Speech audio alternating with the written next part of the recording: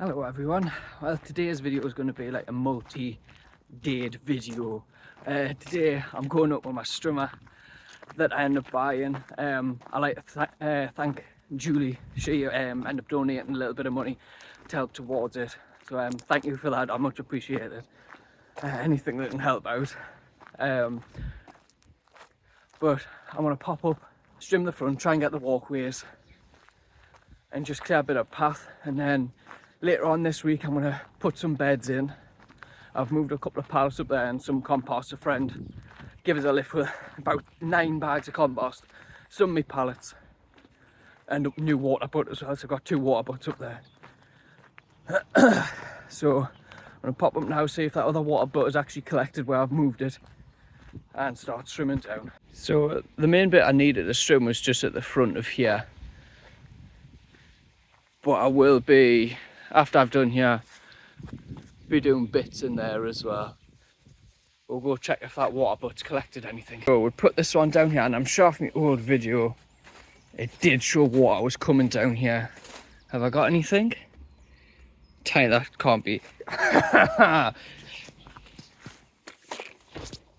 you know why it hasn't collected anything? Because stupid me, I've left that one open, haven't I? You bloody moron. There, locked. See, that one doesn't spin round like the other one. Oh, you idiot. So yeah, it would have collected if I hadn't have closed the bloody thing. Just having a look. It does look like there. It does look indented where the water's bloody been coming out, and that looks like a bit of water thing there. Oh, I cannot believe that. It's definitely collected, as you can see. It's just where it comes out, it's stopped down it. Moron. And then my compost that I brought up. I haven't got too long. So I'm going to strim back the pathway, the outside pathway, see what I can get done in here. Cutting away with this, I feel bad because of all the pollinators. I'm just looking there when I'm packing down, and there's so many bees on these plants. I'm like, I'm killing your food. I may actually leave some of this around here, because as you can see, there's loads of them. Everywhere I'm looking, there's just a bee, or what's that one doing? A bug in that one. There's just loads of them. So I think I might leave this little patch here. I know it looks unruly, but I might leave a bit of a patch just for the bees, because I feel sorry for them. So I'm looking at my peas that I planted in. Yeah, they're dead. Yeah, they're just not doing anything other. I bought these from the shop. I thought they might go in, but yeah, they just look like they're on the way out, don't they? Shit. But looking at this pea bed, I'm gonna have to resign that them peas are gone now. But the kids did put radish and beetroot seeds in, and they do appear to be coming up. See, there's quite a few of them. I just got them to sow wherever they wanted, really. But this side of the bed seems to be staying wet, and the seeds have germinated, while this side is the dry side. I'm not seeing any actual seeds, seedlings on this side. I wonder if this gets more shade or something in the morning. Oh, well, I'll have to look at that. I'll water this side just in case, but look at my potatoes. You can kind of see what side gets more sun, as that side doesn't seem to be doing as well. I'm assuming that's why. But they're starting to get the flowers out now. This was my Charlotte. I don't think, if I look at down below, I can't see any potatoes on the surface, so I think I've done a good job of planting them down deep enough. Yeah, I can't see any. Glass just right in the middle. I'm not seeing any potatoes popping through the surface on these.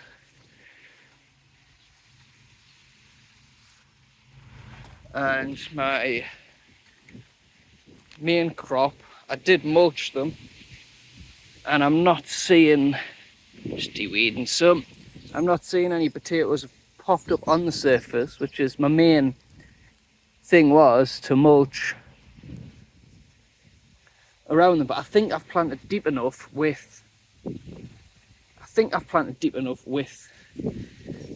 that bull planter that they're not going to break the surface. I know you're meant to put them further up and mulch so you've got more offshoots and stuff, but I think this year, with us trying to build everything, I'm not going to want to waste the compost that I have got, because I am very soon moving on to these beds. And look at the difference. Yeah, done a bit, but it's run out. I have left that bit for the bees. But yeah, I'm going to do beds there, but here as well. I've got to cover down that bit. But I am coming up again middle of next week to do some beds here. Move some of the cardboard off. Have a path like that because I have got more of that weed cover instead of cardboard everywhere, because it's just wood chip. It's getting wood chip up here at the minute. I'm finding it hard to source it. So I'm going to do the plastic sheeting for the pathways for the time being and put the beds on top of the cardboard, move the cardboard, see where I'm going to put the beds, and then put the cardboard back down on the beds. But it's doing a really good job of keeping the weeds off. Don't know if it's affected the MPs with the roots not going through it. I'm not 100%. But if I have a look under, it is doing a good job in keeping the weeds right down. And the wildlife just gets attracted to it. So come back in a day or so to do a couple of the beds. And I have turned the tap. I've turned the tap to actually not just pour out now when the water goes in, but I'm sure that is where it goes down. So that should collect the next time it rains. When it rains, I don't know. So, right. Next time you see us in this video, it's going to be probably Wednesday, and I'm building a few beds together. Alright, this wind has just picked up, so I'm just doing a little bit here when it's calm. The peas that I got the other week have just dried up. They just haven't taken. See, it's just all... They've attempted to actually do some peas there, but the plant's just dying. So I do have some that my mum had done in her windowsill but didn't have the space for, so I'm going to pop them into this bed and just take all this out. Maybe that corner might survive, but the rest of them are definitely gone. Some of the radish and beetroot have started popping up, but I have got a tray of beetroot that I've seeded, so I'm going to pop them in. Also, I'm going to be making a few beds as well. If the weather keeps up, I'll be showing you a couple of videos of doing them. We'll see. It might be me talking over it. We'll see what this wind's like. Right, so what I've done is I've done a rough bed. I mean, it's just bits off a pallet hammered together. And I've took the cardboard off, so now I'm gonna dig under here to make it even, because where the tractor come through, where they were demolishing something over there, it's like turning up the soil. So I'm gonna get a fork, go through this. I'm gonna put some cardboard over the top again to cover any weeds that will come through. Then I'm gonna put some compost over the top, and I think I'm gonna put my kale in this bed that I've got. So yeah, I'm gonna get on with that. I'll get back to you. As I'm digging over this bed, it's got really healthy worm activity.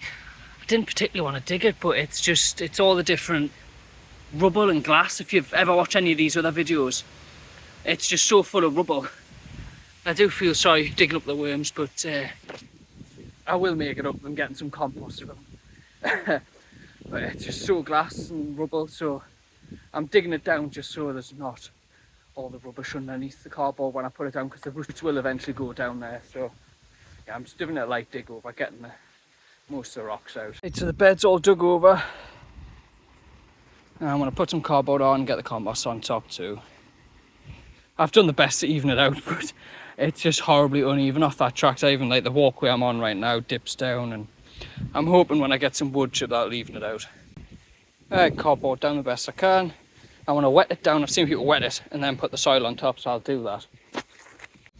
Hey there, Wakan. It doesn't look too bad, does it?